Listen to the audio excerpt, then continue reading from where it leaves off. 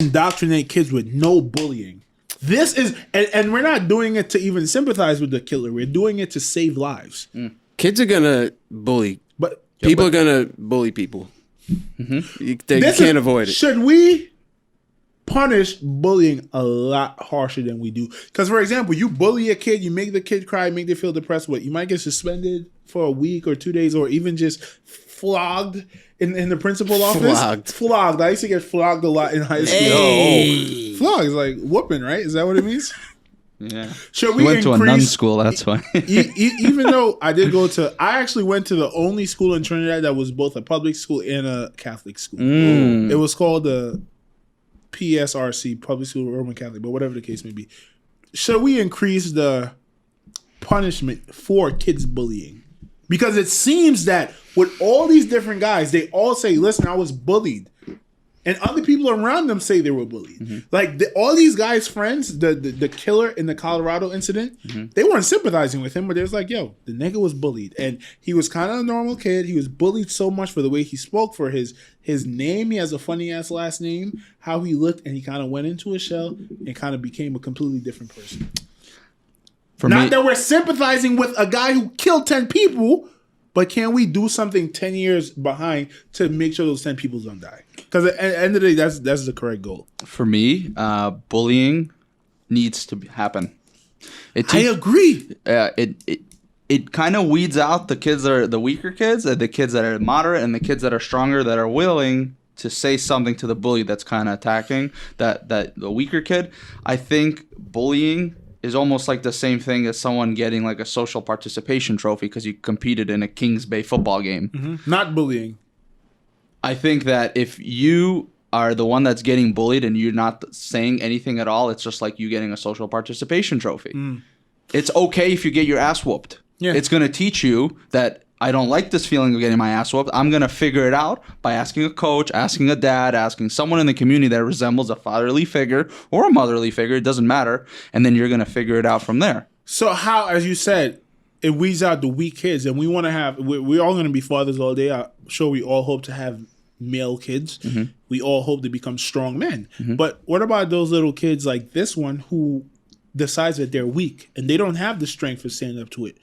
And they decide the strength that they're going to exhibit on the world is grabbing a gun and killing a bunch of people because that's the only how they can feel strong.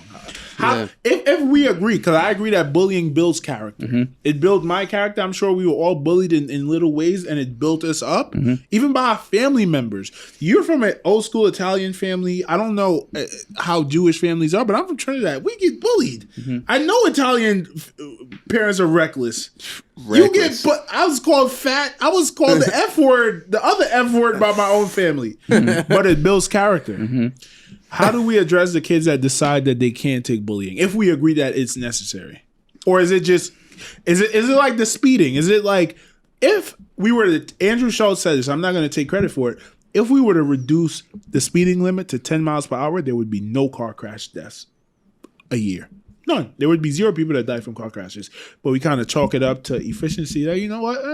I don't care if a couple of people die. Because I want to get to Albany in 3 hours. Go ahead. In 3 hours.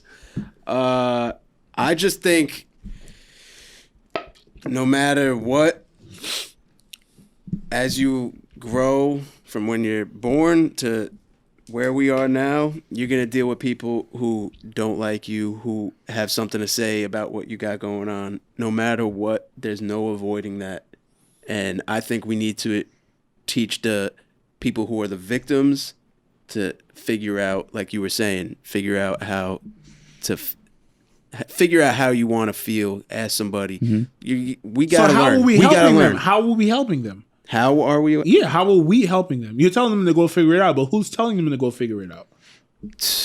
That's when you invest in your community more. Okay. There's not enough investing of your community. There's not enough parents that are just like, okay.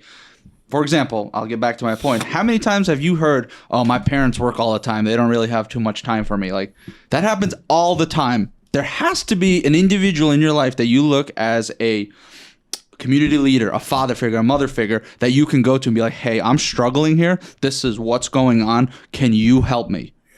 But there's also going to be kids that don't want the help. It's just like in every facet of life. people don't want the help until it's too late. They don't want to be like, oh, I'm going to study for a test 2 weeks before. Instead, they're going to be like, the night before, I think I know everything. And you come in that Friday and you get a 30 on the test. Yeah, that's a great point. And big, strong communities definitely help. People get together. They working for a team goal, I guess you could say. And once you're a part of the team, like everybody's, for the most part, on the same page, trying to reach that goal. And but dang, I forgot what I was gonna say. I got a point too. Go ahead. Yeah. Put the kid on a sports team. Yes. That is the best way to, number one, build a ton of friends, and then you could start building brothers or sisters, whoever you want from there, and then you start having these individuals, coach-like individuals that are going to be there for you. Whether it is for 3 hours a day, whether it is for 7 hours a day, whether it's a text once a month to check in how you're doing in college.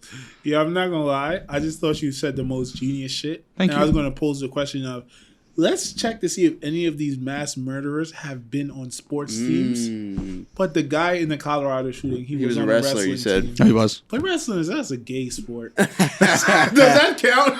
Yeah. Wearing A bunch tights. of men holding you down and trying to make you tap out. Yo, yeah, hype. Yeah, hype. You better sign up right now. Homo. No, I'm playing. The real quick on the Schultz kind of thing, I wrote it down. Germany has no speed limit, and they have significantly less Right. car crashes every single year that result in deaths. They also produced Hitler, so I'm not surprised. Who was a Jew, by the way, but Facts. I mean, that's psychological, right? A lot of people hate things about themselves, and then they go above Definitely. and beyond too. Like, we know the gay men that wear the beards, which is like, you know what I mean, they're the most homophobic people.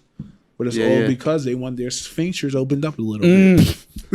That's a callback right That's there, a boy. callback. Yo, we should end it right there, ladies and gentlemen. We about to get into the Paul Litvak interview. We thank you guys for joining this conversation. Continue to support the Nick and Mal Show. Mally, sorry that we couldn't have you here. I'm gonna do it for Do it. you. Go ahead. Bow! Yep. Ever told on a nigga? Nope. Ever squeezed the trigger? Yep. Ever set a nigga up? Nope. Ever helped a brother out when he was down?